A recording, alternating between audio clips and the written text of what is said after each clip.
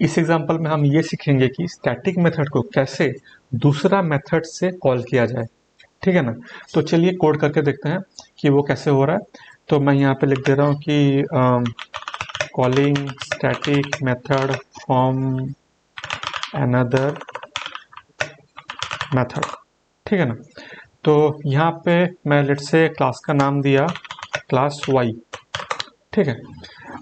सबसे पहले class method declare किए, तो नहीं सबसे पहले तो स्टैटिक मेथड ही लिखते हैं। तो लेट से स्टैटिक मेथड लिखने के लिए हम लोग को स्टैटिक डेकोरेटर यूज करना होगा, स्टैटिक मेथड, ठीक है।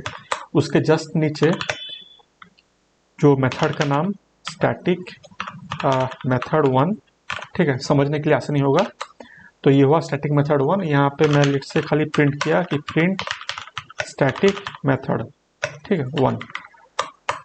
हम लोग और एक स्टैटिक मेथड को यहाँ पे डिफाइन किए, लेट से यहाँ पे स्टैटिक मेथड जो इसका डेकोरेटर है, पाइथन इंटरप्रेटर को बताने के लिए कि हम स्टैटिक मेथड डिफाइन कर रहे हैं। तो डिफाइन स्टैटिक मेथड टू, ठीक है। इसके बाद हम लोग यहाँ फिर से प्रिंट लिखे, तो प्रिंट में हम लोग क्या लिखेंगे, स्टैटिक मेथड टू, ठीक है। इसके बाद हम लोग लिखेंगे क्लास मेथड, ठीक है ना। तो क्लास मेथड लिखने के लिए क्या करना होगा, क्लास मेथड डेकोरेटर यूज करना होगा। तो क्लास मेथड डेकोरेटर, उसके नीचे एक फंक्शन हम लोग को डिफाइन करेंगे। तो मुझे लग रहा है कि यहाँ पे इंडेंटेशन प्रॉब्लम हुआ नहीं है, मुझे यहाँ पे ब्रैकेट सॉरी हाइफन कोलन नहीं देना है, ठीक है। तो ये हुआ हमारा स्टैटिक मेथड का, थोड़ा सा इंडेंटेशन मैं चेक कर दे रहा हूँ जैसे कि बाद में एरर ना आए। तो ये हुआ हमारा, हाँ ये ठीक है। तो इसके बाद हम लोग लिखेंगे क्लास मेथड। तो यहाँ पे जो क्लास मेथड का नाम मैं यहाँ पे लिट से नाम दिया क्लास मेथड, ठीक है। अब क्लास मेथड के अंदर हमको आर्गुमेंट क्या पास करना है, CLS, ठीक है। क्लास मेथड को पहचानेंगे कैसे, क्लास मेथड डेकोरेटर, और उसके अंदर जो आर्गुमेंट पास होगा वो आर्गुमेंट का नाम है CLS, ठीक है। तो यहाँ पे हमको कोलोन देना है, और इसके अंदर हम लोग लेट से हम लोग ये लिखेंगे प्रिंट फ्रॉम क्लास मेथड, ठीक। कॉलिंग फ्रॉम मैं यहाँ पे ये लिख देता हूँ कि कॉलिंग फ्रॉम क्लास मेथड, ठीक है, डॉट डॉट डॉट।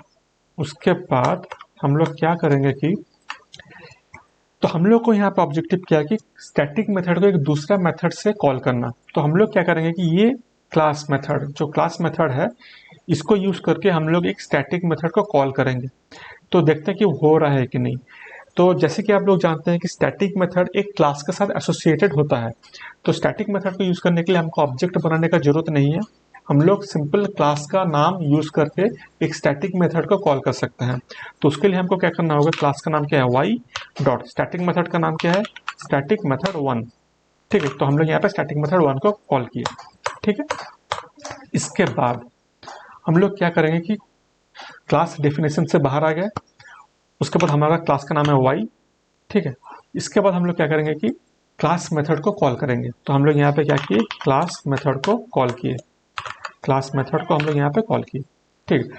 तो सिक्वेंशियली जाते हैं कि होगा क्या, सबसे पहले क्लास मेथड कॉल होगा, माने सबसे पहले ये कॉल होगा, उसके बाद print calling from class method display होगा, उसके बाद क्लास का नाम यूज करके हम लोग स्टैटिक मेथड वन को कॉल करेंगे। तो हम लोग को यहाँ पे दिखाएगा स्टैटिक मेथड वन कॉल। तो सबसे पहले कॉलिंग फ्रॉम क्लास मेथड दिखाएगा, उसके बाद स्टैटिक मेथड वन दिखाएगा, ठीक है। तो देखते हैं, देखिए पहले आया कॉलिंग फ्रॉम क्लास मेथड, मतलब दिस वन, इसके बाद स्टैटिक मेथड वन, तो ये आया। तो हम लोग यहाँ पे ये सीखे कि स्टैटिक मेथड को हम लोग दूसरा मेथड से कॉल कर सकते हैं, ठीक है।